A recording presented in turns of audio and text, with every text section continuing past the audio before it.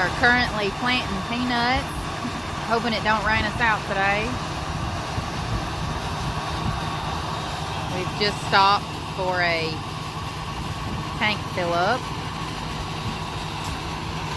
That water wagon is full of well water, which we have to use well water when we plant peanuts because it is non-chlorinated, and you have to use non-chlorinated water when we put out the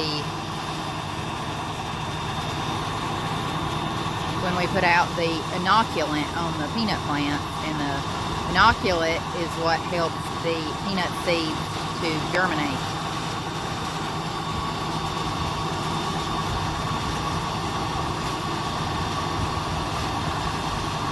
We're also putting in some insecticide and fungicide that is taken up by the root of the plant.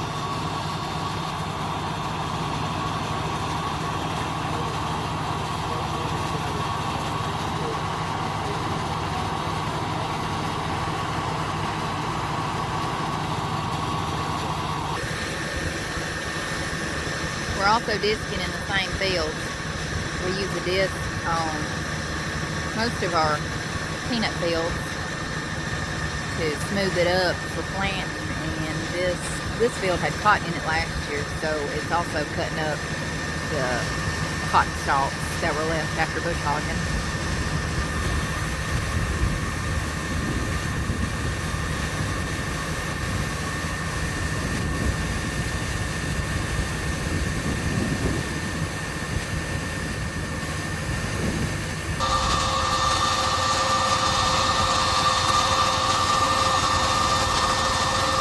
This is the seed tender we use to fill up our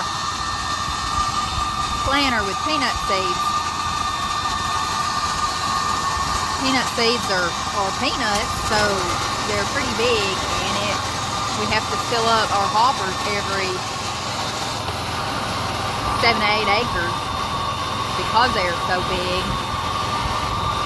And we buy our peanuts in bulk instead of just bags. We would be opening bags all day long. So we fill up our seed tender at the shop on the farm and bring it to the field, and it makes things run a whole lot quicker.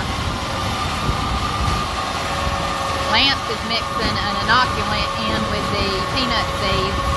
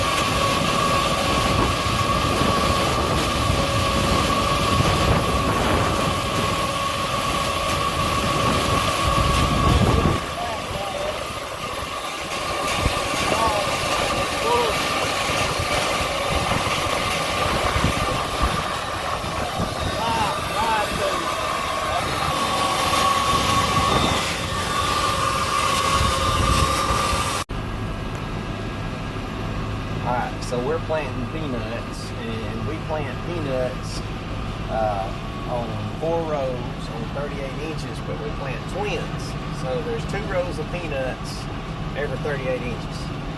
So when you look behind me, you can see the planter stacked that way. And we do that because we can plant faster, and you also get a yield bump planting on twins. So each row plants 3 seed or 4 seed to the foot is what we're at. And this is where Jimmy ran out a minute ago planting. So what we're going to do, we're just going to let the tractor drive to the other end. But so they're staggered, and there is 7 inches between each one of them little bitty rows, and so that gives more room for the peanuts to grow underground. So your idea is to have 6 to 8 seed per foot on the peanuts, and planting in twins. Each twin has 3 and 3, and that makes 6. Anyway, your goal is to use about 100 pounds of seed per acre. So what we have back here with all 8 hoppers full is we can only plant 8 acres. Then we got to fill up with seed again. And we spray in furrow on peanuts too, but we use a liquid inoculant because peanuts are a legume just like soybeans, and they need a certain type of bacteria in the ground, or a high number of it, to make it germ and produce nodules like it needs to, because legumes make their own nitrogen. So their roots have these little bumps all over them. Anyway, we do that, and we spray a fungicide in furrow as well, and an insecticide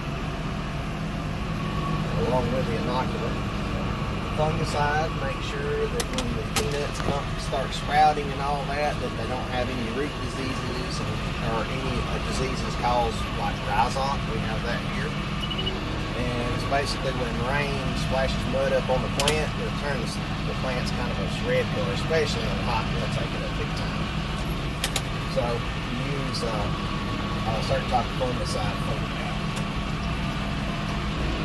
The same thing happens in your vegetable gardens, by the way. You get rain, you get a lot of rain and a lot of dirt splatter up on the young foliage of your plants, and you're like, oh my gosh, what's wrong with it? It's usually the rhizot type incident, but you can prevent that by using a straw around your product, around your stuff in your garden.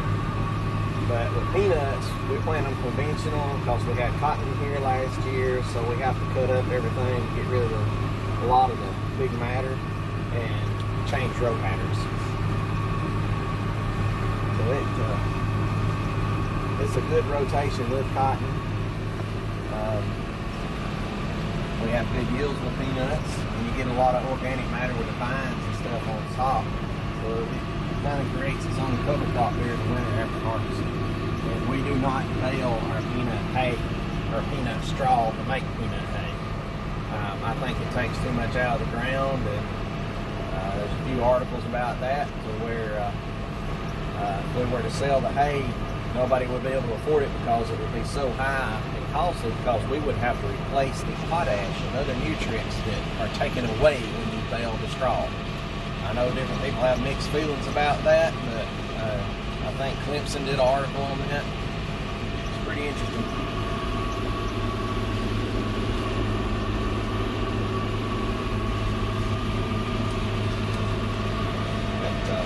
Roots on peanuts, because they do create their own nitrogen, they leave nitrogen in their roots in the ground. And so with the cotton, a row pattern on cotton follows the peanuts pretty closely, and so you get a excess nitrogen in the ground, so you don't have to use as much commercial fertilizer or much poultry litter the following year.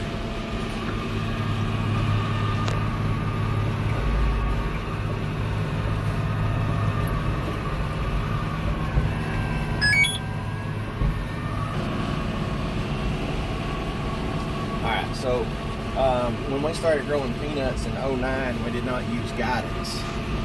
So the tractors, we had to manually drive the tractor and plant it and lay the rows out and all that. Well, when you come back to try to dig up peanuts, it's a taproot crop. So if you get off more than just a couple of inches, your crops, you're you're decreasing your yield.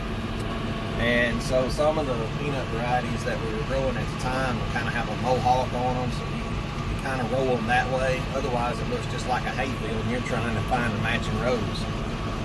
We'd actually plow peanuts at night, because the peanuts go to sleep at night. Their leaves actually close up like a butterfly, and so you can kind of see the center of the rows that way.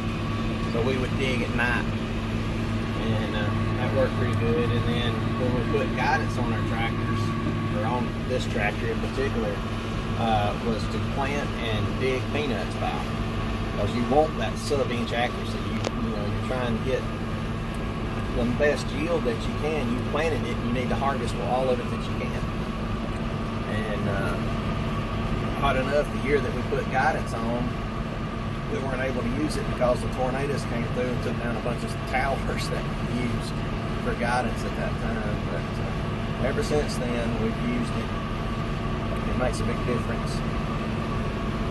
A lot easier digging when everything works right. Guidance works right. It's great.